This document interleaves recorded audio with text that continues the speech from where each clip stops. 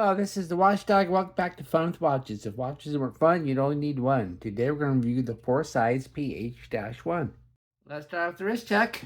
I'm wearing this Verity S2, and I put it on the steel bracelet.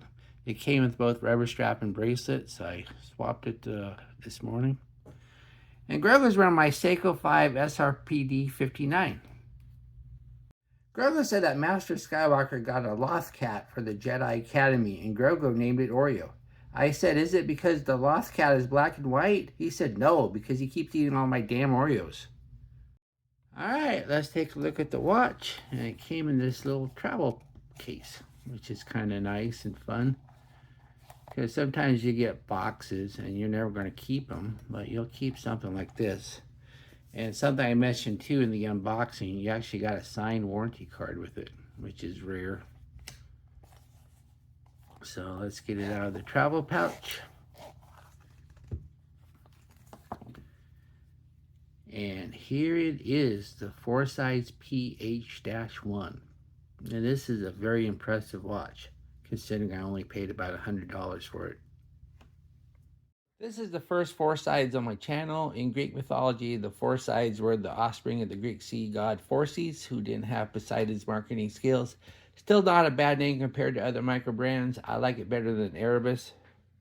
This is a 500 meter rated dive style watch. Usually when you see a 500 meter watch in this price range, you would wonder if the rating is an exaggeration or even a downright fib. But when you see this 16.4 millimeter thick chunky beast of a watch, you really have no doubt that this could survive in a 500 meter pressure chamber. This watch has a Captain Willard shaped case, but the dial, handset, and bezel of a Panerai submersible. Since it doesn't have the distinct shape of a Panerai, there's no way someone would confuse this with a Panerai. This watch comes in two different colorways and two different lume options. I chose the black dial with the blue lume. There's also a white dial and green lume choice available. The black rubber strap is the only option. The watch is 45 millimeters if you don't count the crown guards here, and 43 millimeters if you measure at the bezel. It's 49.8 millimeters lug to lug with a cushion case and fairly short lugs. It's 16.4 millimeters thick, so this is one chunky monkey. Has a 22 millimeter lug width, and it tapers down to 20 at the buckle. And it weighs 171 grams on this plied rubber strap. So this is one of the heaviest rubber strap watches I've ever had. This is heavier than most fully steel bracelet watches are. The bezel, as you can see, we have a metal bezel. And it's a 120 click. And the action is really good. Nice, loud, solid clicks. No back play. Everything lines up nicely. So happy with the bezel. And then we have the dial. The dial is black, and it's a flat black, no sunburst effect. And as you can see too, there's no minute markers. All we have are the indices. And we have a double baton at the 12, single batons at the 3, 6, and 9, and dots everywhere else. We have the Phorcydes name up top, and then underneath the name it says submersible. Well, submersible is a line of watches for Panerai and is trademarked. But submersible also means that the watch can be submerged. So as long as there's not a deliberate attempt to deceive and make it sound like the watch is a Panerai, which it is not. There's no way looking at this case you would think it's a Panerai. I think it's okay for it to say submersible. Probably would have been better if they did not. Then it says automatic 500 meters, 1640 feet. And once again, you look at a watch this thick and chunky and well built, and you believe it'll survive 500 meters. Of course you won't, but the watch will. And there is no date on this watch, but we do have a ghost date because it's an NH35 movement. And then we have the hands. The hands are skeleton with lume tips, and the lume tips are very well done. And then we have this second hand, and not really a spear tip, kind of like, well, I guess it's kind of a spear tip. I don't know. But it's loomed and very well done too.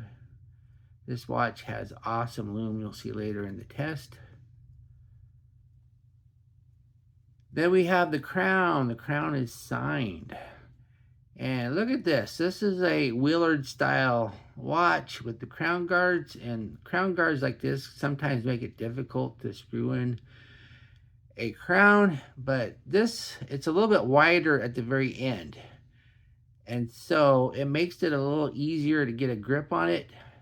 Now it's a sharp grip. It's not the most pleasant feel in the world because it's thin, but you can get a good grip on it. And then when you go to screw it back down, you got it. So I've had a few Willards before where screwing it down is just a nightmare, but this one's no problem. So that's a good thing. Then we have the crystal sapphire. And I tested it just to be sure. And it's got AR coating because you don't see hardly any reflection. And get this, sapphire sandwich. The case backs also sapphire, but we'll go over the case back later. And then we have the case. The case is really thick, very well built, and it's fully polished though. It's not brushed. Well, it's brushed on the bottom, but polished on the sides and the tops. And I like it.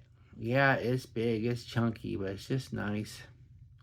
So I think they did a good job with the case. Plus, you know, this is a big watch. The lug to lug's fairly short because of the design. And then we have the case back. It says automatic sapphire. And once again, both sides are sapphire. WR 500 meters stainless steel. And this is a screw down case back. Underneath the case back is the NH35 automatic movement. This is a 24 joule 3 hertz movement that hand winds hacks, has a bidirectional rotor, and is fairly accurate right off the shelf. It would have been nice if it was an NH38, and then there wouldn't be a ghost date. But that's not a deal breaker for me. So let's go ahead and put it on the time grapher and see if Phorcydes regulated it at the factory or not, and see how it's doing. Here it is on the time grapher, and unfortunately, obviously they did not regulate this over at the factory, at the Phorcydes factory, because it's running a good 19 seconds fast, which is in specs, but just barely. Then if you look and see, we got 0.5 milliseconds of beat error. That is why you see 2 lines on the screen. I have the lift angle set to 53, which is the right lift angle for an NH35, but we only have 250 degrees of amplitude, so the amplitude is kind of low too. So this movement is not running the best. The strap is rubber. I'm sure it's a synthetic rubber, but still rubber. You can tell it's not resin or silicone. It feels really good. And we do have quick release, so that's nice. So you can change straps on it easy enough. And we got lots of breathing here. Then we have 2 keepers, one floating, one fixed, and the nibs that keep the fix in place work pretty good. And the notches are nice and close together, so you should be able to get a good fit, because when a watch is 171 grams, a good fit is very important. Then we have the buckle. The buckle is signed, and it's a nice buckle. Prongs not all floppy. And I didn't show you, I'm not going to show you in the Lume test, because the Lume test is already long enough. But this Phorcydes here is Lume. So I'll show you a screenshot from the ad. But yeah, the strap's nice. Here's the watch on my 7.5 inch wrist. That looks nice. That wears nice. Yeah, it's big. It's chunky, but at least it sits flat on the wrist. And the lug to lug isn't too big considering the size of the watch. I only have 3 notches left though, so that's probably the biggest flaw of this watch. A rubber strap on a dive watch should have plenty of notches left so it can go over a wetsuit, since you don't have a diver's extension on a buckle strap. So yeah, for example, if this was a Seiko, there'd probably be another 4 or 5 holes after these 3.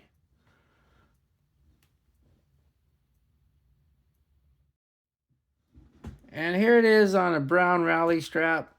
I bought this strap from Dryden Watches at the Heartland Watch Show in Kansas City the other day. I think that looks nice. And here it is on a Vario strap with lots of breathing holes. And it's got the blue stitching. I think that looks nice. This is a good looking watch. The lugs are so short, you'll never get it on a double pass or even a single pass. But here's a canvas strap with more traditional lugs, or spring bars, I should say. Unfortunately, the hardware doesn't match, but it still looks nice on orange. Here we are in the Lume room. Just wearing this watch for review purposes. I can tell it has fantastic lume. The room doesn't even need to be dark to see it. As we step the time, all I can say is wow. We see a nice blue BGW9 glow, and it is very even with everything at about the same level with huge legs and hardly any fading. The tip of the second hand is the weakest thing on this watch, but you can still see it quite clearly. It's hard to believe that an AliExpress watch in this price range can have lume this good. You'll have no difficulty reading this watch in the dark. Since the lume is so good, I'm going to compare it to my currently best lume watch, my Tag Heuer Aqua Racer. I'm going to speed this up 4 times my usual speed, so we're not here all day. As we see at the time, both watches start out neck and neck. When we get to the 15-minute marker, we can see that the Phorcydes blue markers are a bit stronger than the green Tag Heuer markers. Then when we get to the 30 minutes, the Phorcydes minute hand and lume pip have the advantage. This Phorcydes is the clear winner. What I like about this watch, it looks and wears nice. It has the best lume of any watch I've ever reviewed or owned. This crown has a wider end, so it's easy to screw down. You don't get, the crown guards don't get in the way. It has a rubber strap and not silicone or resin. And I like this sapphire crystal with AR coating. It does a good job of not reflecting. What are my gripes and groans? The strap could be longer. I only have 3 notches left. Probably shouldn't put submersible on the dial because Panerai has a trademark on that. And the movement has not been regulated. It's running pretty fast and lots of beat error. And I don't really care, but some might complain that it's an NH35 instead of the dateless NH38. Do I recommend this watch? Of course. This is a solidly built 500-meter dive style watch that has best lume of any watch I've ever reviewed. If you are at least a bit interested in this watch, do yourself a favor and buy it. Well, thank you for watching my review of the Phorcydes PH-1, and I'll be back with another review. Be sure to like and subscribe to my channel. And if you like this watch, be sure to use my affiliate link and I'll get a tiny commission, but those tiny commissions do add up. And I'd like to thank my Members Choice members. There you are. The Members Choice review is out, and it looks like most of you have seen it. And when it goes live for everybody, I'll put the Members Choice watch up for sale. And when it sells, I'll put another vote up. Bye.